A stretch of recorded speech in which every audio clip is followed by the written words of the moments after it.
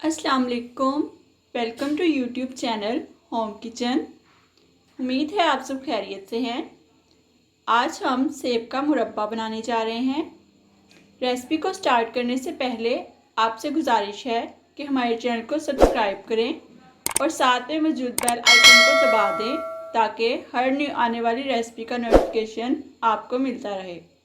सेब का मुरब्बा बनाने के लिए हमने 1 किलो सेब लिए हैं, चीनी ली है 4 कप, पानी लिया है 6 कप, 6 अदद सब्ज़ इलायची ली हैं और 1 चम्मच चार मगज़ लिया है।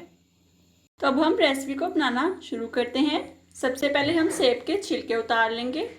सेब का छिलका उतार लिया है और इन्हें ठंडे पानी में रख दिया है ताकि ये ब्लैक ना हो जाए। हंडिया में मैंने पानी शामिल कर दिया है।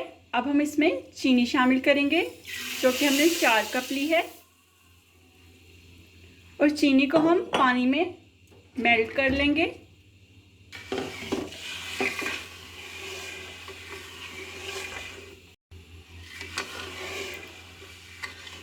मीडियम फ्लेम पर हम चीनी को मेल्ट होने देंगे। चीनी के साथ ही हम सब्ज़ इलायचियाँ भी शामिल कर देंगे।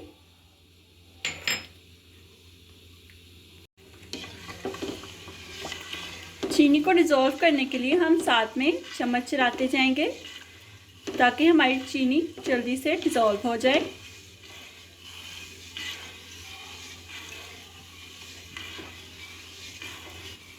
चीनी अच्छे से डिज़ोल्व हो गई है। अब हम इसमें सेब डाल देंगे।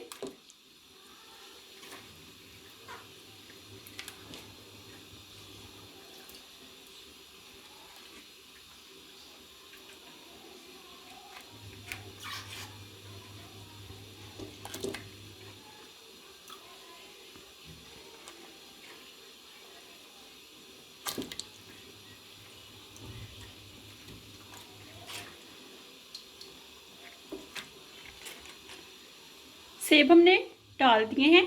अब हम इन्हें 20 मिनट तक मीडियम फ्लेम पर पकने देंगे। सेबों को पकते हुए 20 मिनट हो गए हैं और सेब भी अच्छे से सॉफ्ट हो गए हैं। अब हम हाई फ्लेम पर शीरे को पकने देंगे जब तक कि शीरा हमारा 2 तार का ना हो जाए। तकरीबन हम 25 मिनट हाई फ्लेम पर इसको पकाएंगे। शीरे को पकते हुए 25 मिनट हो गए हैं। अब हम चेक कर लेते हैं कि हमारा शीरा 2 तार का हो गया है। 2 से 3 कतरे हमने शीरे के इस बाउल में डाल लिए हैं। अब हम हाथ की मदद से चेक करेंगे इस तरीके से।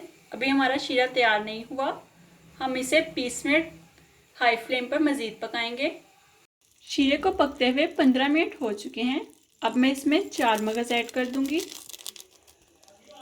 और 5 मिनट तक इसको पकने दूंगी।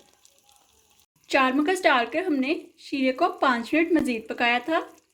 शीरा हमारा पक चुका है और सेब का मुरब्बा भी तैयार है। तो हम फ्लेम को ऑफ कर देंगे। अब हम इसे ठंडा होने देंगे और ठंडा होने पर इसे एयरटाइट जार में आप 1 से 2 माह के लिए रख सकते हैं। उम्मीद है आज की रेसिपी आपको पसंद आई होगी। पसंद आई हो तो लाइक करिएगा, कमेंट में बताइएगा और इस रेसिपी को फ्रेंड्स एंड फैमिली में ज़्यादा से ज़्यादा शेयर कीजिएगा। आज की रेसिपी देखने का शुक्रिया। दुआओं में याद रखिएगा।